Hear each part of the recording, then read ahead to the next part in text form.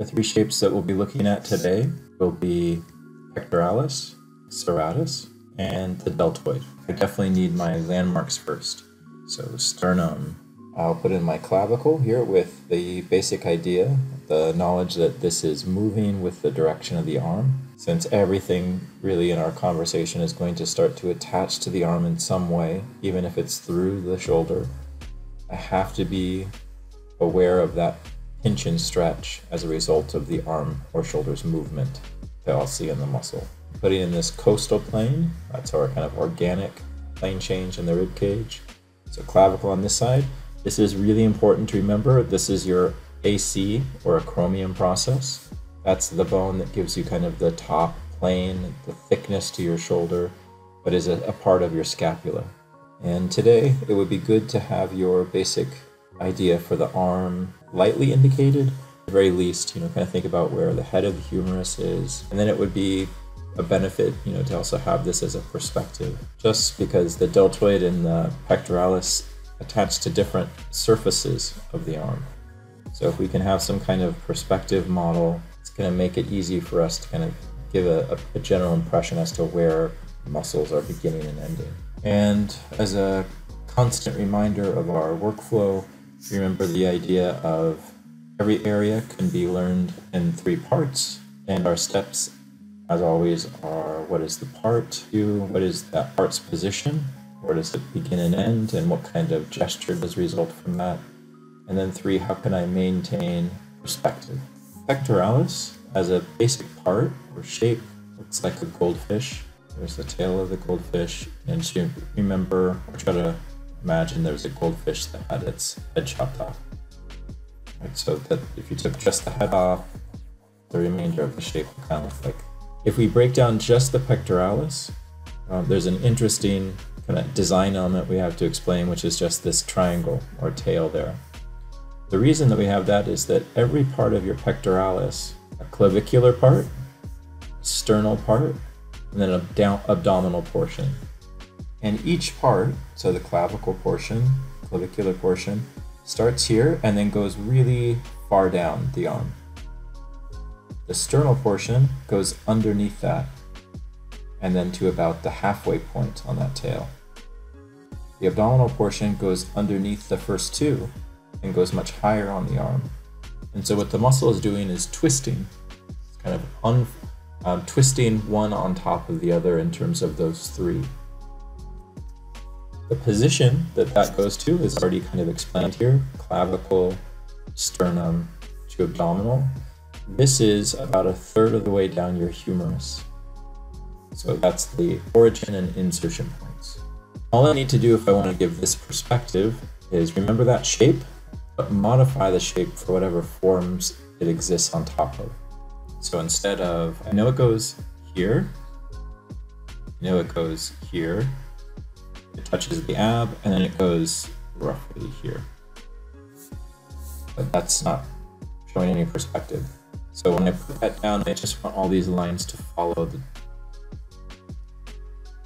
perspective form of the rib cage. So instead of a straight, that's a curve. Here, this goes across. As soon as it hits this corner, then the shape leaves. So your pectoralis does not go on the side of your ribs, only on the front. And then it goes up, this is the tail. Right at that first plane change on the clavicle, then that goes down. You don't have to worry too much about where you're putting that tail because the deltoid as a shape will cover the entirety of it. But I think it's a good idea just to help you get familiar with where the muscle as a whole is starting to. So that's the total of our shape, because the job of this muscle is, like I wrote here, to help pull your arm towards the center line of the body. It also helps, there's an additional thing, to medially rotate your arm. So if you can imagine your humerus spinning that way, and rolling towards the inside, that's your chest. Your chest is doing that. Now in the event of a stretch shape, because the point of the arm has gotten much further, we have a different kind of design that starts to take place. This becomes S-curves, because now that's stretching. And then what happens when this muscle does stretch is that all of those 3 triangles unfold, and the striations in them all start to run parallel, And the form that you get or begin to see from that is pushed closer up into your armpit. So in a stretch shape, or when you raise your arm, you feel the pectoralis bundle up near your deltoid, slightly above the armpit area. It's going to this corner. As soon as it goes to this corner, it's only going to the front of the arm. If I take and raise my arm like this, the front is no longer there. That's technically the back of the arm, right? So imagine this one swinging up. If I raise my arm, or just do it to yourself right now, if you raise your arm above your head, the bicep or the front will begin to face the back. So when I draw this, I'm going to do a little overlap to show that that muscle goes where the front would be, and that movement changes.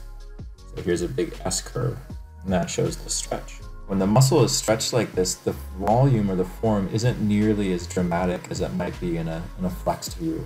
So one thing I might show if you do add a surface element is when you show the nipple on a form like this, you would want to stretch or bring that shape to feel pulled in the same direction that the muscle is, because that would be something that's dependent on the larger form beneath. This muscle is called serratus. It's an adductor for your arm. Its basic design looks like a really big fan. It starts on the front of the scapula. It's the part of this blade or this bone that's actually on the rib cage. The serratus starts in that space. It starts on the front of this, sandwiched in between the shoulder blade and the rib cage. From there, right, so that's in here now, this is where it'll be starting. From here, it attaches anywhere from your first to your 8th to 9th rib. And it attaches in a way that looks like blades. So each one of these little things, attachment points, goes to the top of a rib. And it goes all the way up. Now, I don't draw all of this because you don't see it. Why don't I see it? Well, because the chest is in the way. Or, the deltoid's in the way when we get there and we put it on. That doesn't mean it's not there, right? So I could imagine it going all the way up. It only goes to the side. So you just find this coastal plane that we made, or the corner of your rib cage at the box, and that you're good. That's all you would need as far as the attachment. But this is partly where it gets its name, in this attachment. So think of a serrated blade, like on a knife, how it's serrated, or a knife might have a serrated edge. That's the same kind of design you're getting. And then I did mention, when we talked about the obliques, that quality of interdigitation, which is the obliques coming up underneath the serratus and creating all these little overlaps, like your fingers were folding together. Now that's hyper complicated. So what can I distill that to? So that's an explanation of what's happening. A part or a shape that I would use is an egg that has 3 of these on it. And I think this is what you're more likely to see. Because of everything that's covering this, we end up seeing a volume that shows mass, and then more often than not, just 3 of these attaching serrated designs. So imagine that chest is going here, and so all I'm seeing of this part is directly under the chest. Right here is where your latissimus attaches, and so your lat is going to swing all the way down like this and then to the back. So there really isn't a need to show anymore. The rest of those end up getting covered. A different body type maybe would show a few more, a really, really thin person. But I think for the most part, this is a nice economical way to show this muscle that doesn't oversell the anatomy and still gives you a realistic impression of what's taking place there. You could just put the interdigitation of the oblique from there, and this is how I would set up that relationship between the two. And these are just T's, T overlaps there. So hopefully that makes sense. Again, it's coming from the front of the scapula to the corner of the rib cage. It attaches from the first to the potentially 9th rib cage. It varies, but the part is one that is edited because of other muscles that we're anticipating. With all of this attachment, that means that if the scapula is here, that these muscles can pull the scapula up or forward or across or down, And so they have a lot of impact on how that scapula might move or position relative to the rib cage. And so you might also be thinking, like, why so much with the scapula? If your arm wants to do anything at all, it has to begin that movement here with the shoulder blade. So this is like the boss of the arm. Your arm cannot do anything without checking with that shoulder blade first. So on a view like this, I'm going to see it coming from the back. So overlap, comes around. Here's my egg. This egg is going to have more of a C curve to its design. I'm going to make 3 marks that kind of fall down the rib cage and move away from that plane. In doing so, here's my color. Now let's define those a bit more. So I've done my part, my position, and now I want to show some more of the perspective. So darkening these overlaps, bringing lines around. So that would be serratus on this side. If you need a better analogy, maybe like think of a bear claw that's kind of grabbing you from behind. That's what this muscle shape, I think, basically looks like in the abstract. Now on this side, we're going to have the opposite gesture. So this is our pinched, this is our active gesture because the arm is down and in. In a view where I don't have that happening, here I can see my shoulder blade, it's this line. I'm going to imagine the muscle coming from here, because that's where it's attaching. I'm going to overlap it front of the chest, behind the chest, and then give a long stretch shape. So I want the shape on this side to feel thinned and elongated. So it's just squashing and stretching an egg, but maintaining the placement of that egg as having those 3 knife edges or knife points. So both of these are on team adductor. Their job is to bring everything towards the middle. So anything that doesn't ends up getting stretched. Third muscle, which will be our last one for today, your deltoid. This is a muscle that is an abductor. And the basic shape that I use is for the profile view, a very broad triangle that narrows to a point. And if it's a front or back view, I almost kind of use a shape like the profile for our head, but a slightly narrowed triangle. The attachment for the bottom is halfway down the humerus. So that's most of the way down your arm, and that's for both. The top is a little bit more challenging. So I'm going to break it up into planes. The top goes to your scapula, to your acromion, and to your clavicle. So this goes everywhere. It goes all the way around the top of your shoulder. And that's so that we can have that rotary structure in our shoulder, right? You can pick up your shoulder and raise it forward. You can bring it to the outside. You can bring your arm towards the back.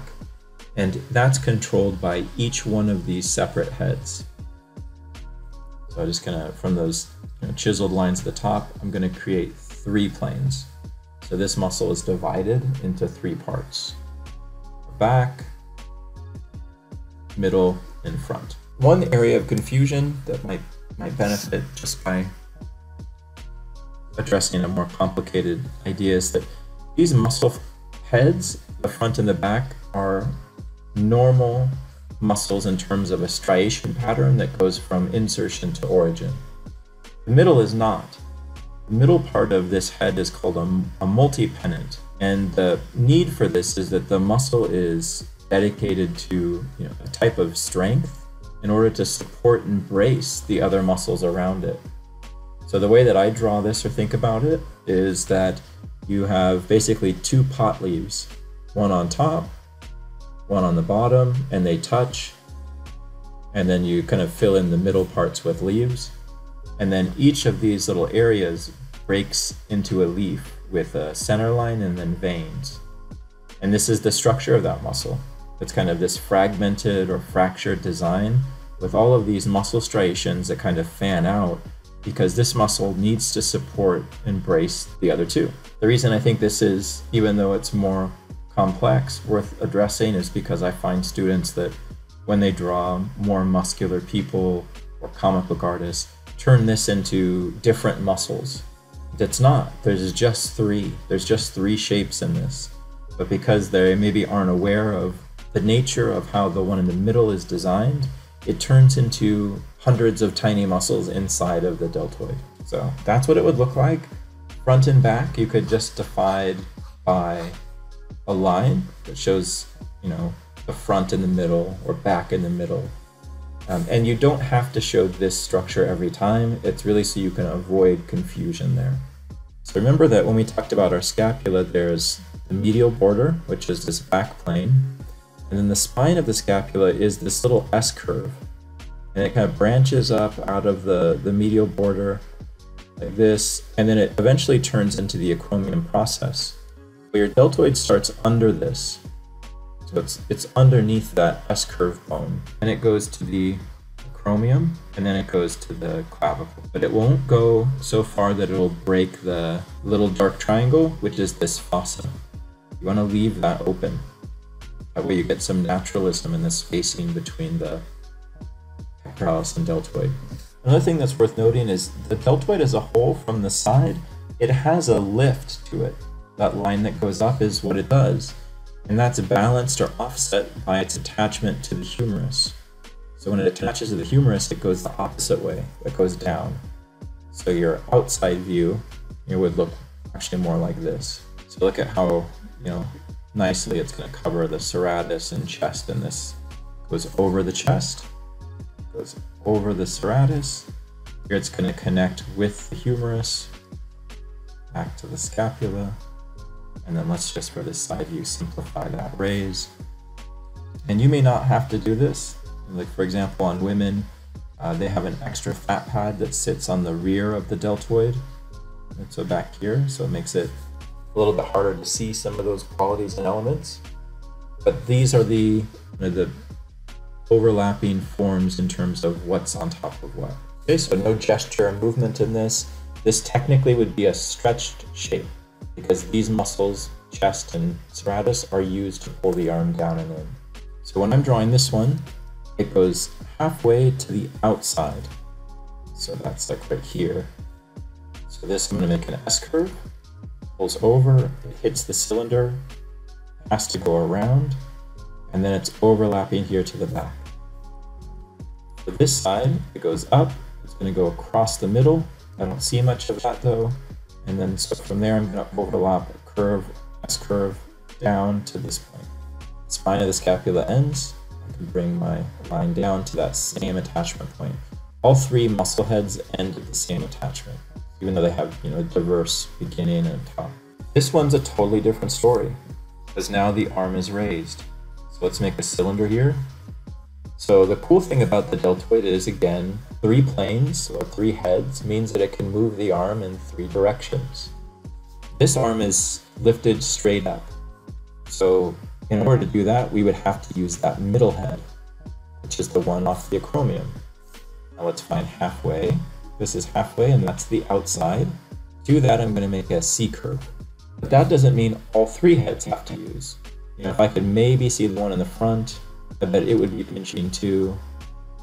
But because the muscle hasn't pulled the arm to the back, this head would be stretching. And this is a complicated but important idea, that even within this muscle, you can have active and passive areas. In other words, not every part of this muscle has to be performing the same activity. This is working because it's raising the arm up. Maybe this is working because the arm is kind of pulled in near the head. But this part is definitely stretching because there's been no movement towards the back. I'm still going to bring it. So this line, I'm just bringing the line of that deltoid to be on the same parallel plane as the bone.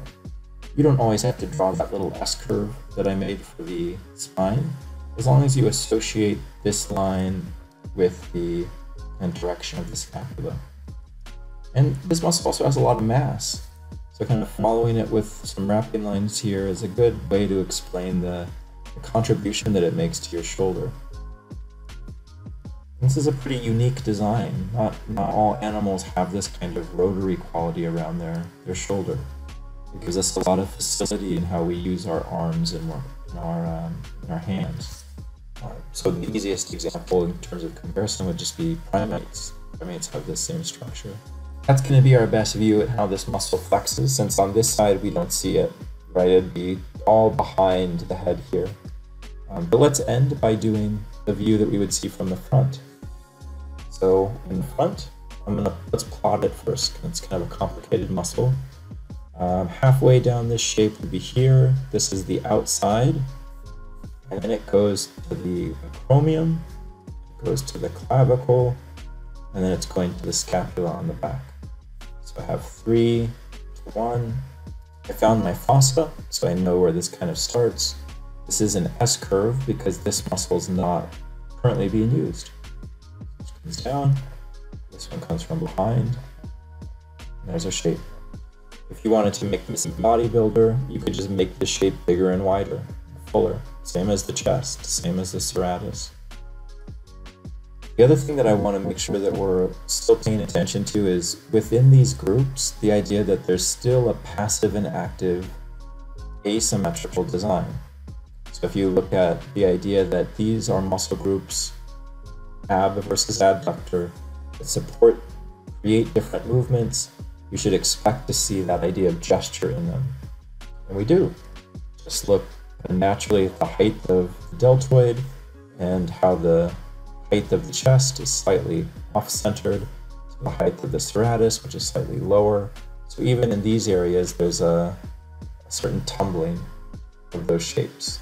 It is consistent with our design ideas from early weeks of gesture still.